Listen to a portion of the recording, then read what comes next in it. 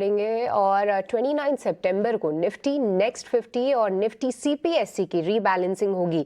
इसको लेकर कौन से शेयर्स पर आपका फोकस होना चाहिए, कौन से शेयर्स में इनफ्लो आ सकता है या किन से थोड़ा सा हम आउटफ्लो होते हुए देख सकते हैं, आइए पूरी लिस्ट समझते हैं। सौमित सरकार जुड़े हैं पूरी डिटेल्स बताने के लिए। सौमित बताइए।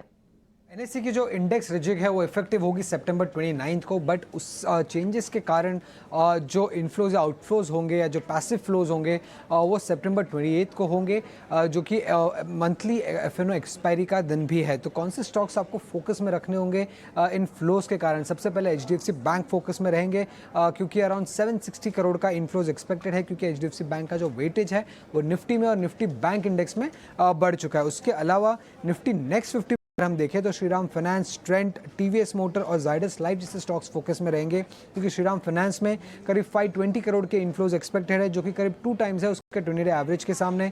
ट्रेंट में 460 करोड़ के इनफ्लोज एक्सपेक्टेड है, जो कि 4 टाइम्स है उसके 20 डे एवरेज के सामने। और टीवीएस मोटर और जायडस लाइफ में 160 to 360 करोड़ रुपीज़ के इनफ्लोज एक्सपेक्टेड है, जो कि 2 to 2.5 टाइम्स है उसके 20 डे एवरेज के सामने।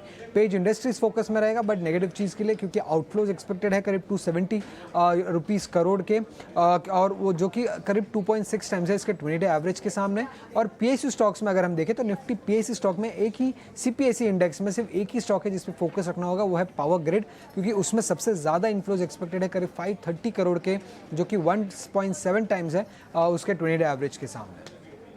ठीक है, बहुत बहुत शुक्रिया सौमित ये पूरी जानकारी देने के लिए। तो 29 सितंबर को रीबैलेंसिंग होगी, पर एडजस्टमेंट्स 28 को होते हुए दिखेंगे और साथ ही कई सारे काउंटर्स जो कि निफ्टी नेक्स्ट 50 की रीबैलेंसिंग में शामिल होंगे, जैसे कि Shriram finance, Trent, TVS Motors, Zydus life और पेज इंडस्ट्रीज। अक्षय, एक बार आपसे समझना चाहेंगे खास तौर से ट्रेंट, टीवीएस मोटर्स और श्रीराम फाइनेंस, ये 3 काउंटर्स पे आपका नजरिया जानना चाहेंगे। देखिए, क्योंकि बीते 1 से 2 महीने में हमने जबरदस्त मूव इन काउंटर्स में ऑलरेडी देखा है और रीबैलेंसिंग होगी इसका अंदेशा पहले से ही था, बट अब जिस तरीके के इन्फ्लोज आएंगे, क्या आपको लगता है कि स्टॉक प्राइस और भी मोमेंटम इन स्तरों से पकड़ सकता है?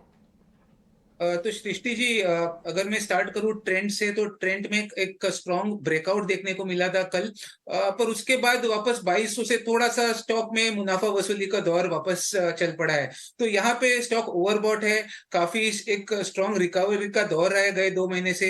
तो मेरा मानना है कि ये शायद एक कंसोलिडेशन जोन में चले, जहां पे आपका बेस बने नीचे में 2050 का और ऊपर में 2200। तो एक टाइम कंसोलिडेशन का है, तो मैं ट्रेंड पे दाव नहीं लगाना चाहूंगा एट द करंट रेट। बाकी रही अगर बात श्रीराम ट्रांसपोर्ट फाइनेंस की और टीवीएस मोटर की, तो श्रीराम ट्रांसपोर्ट फाइनेंस एक पॉसिबल कैंडिडेट हो सकता है ब्रेकआउट का। क्या? क्योंकि यहाँ पे जो प्राइस एक्टिविटी है काफी दबा हुआ है। अगर आप एक्टिविटी पूरे सितंबर महीने की भी देखें तो 1850 और 1930 ये रेंज में ट्रेड कर रहा है, करता हुआ दिख रहा है शेयर। और जैसे ही एक ब्रेकआउट का स्तर जो 1930 के ऊपर है ये ब्रेक करे, तो आपको ये स्टॉक में मोमेंटम पिकअप मिल सकता है। तो आप अपना नजरिया श्रीराम फाइनेंस पे ध्यान दीजिए। 1930 के ऊपर एक पॉसिबल ब्रेकआउट एरिया है, जब भी ब्रेक करे तो इसको हमें चेज करना है। फिलहाल थोड़ा वेट एंड वॉच है, लेवल्स ब्रेक करते ही आप इसमें पार्टिसिपेट करना। और रही लास्ट स्टॉक टीवीएस मोटर्स, तो टीवीएस मोटर जो ऑटो क्षेत्र से है, ये भी वन वे रैली वाला कैंडिडेट है, इसमें कोई रोक टोक नहीं रहा है। और मेरा मानना है आगे जाके भी और इसमें स्टीम बचा हुआ है, जहां पे आपको 1560-70 तक टारगेट देखने को मिल सकते हैं। तो टीवीएस मोटर्स में बाय करने की राय रखूंगा। अभी भी करंट रेट में भी 1480 का सपोर्ट है, उसके नीचे आपका स्टॉप लॉस रहेगा। थोड़ा पोजिशनल ट्रेड बनाइए, 10-15 दिन की अवधि से आप इसको होल्ड कीजिए। तो टीवीएस मोटर मेरा फर्स्ट फेवरेट रहेगा, उसके बाद आएगा श्रीराम ट्रांसपोर्ट और तीसरा रहेगा ट्रेंट, जिन 3 शेयरों की आपने जिक्र की।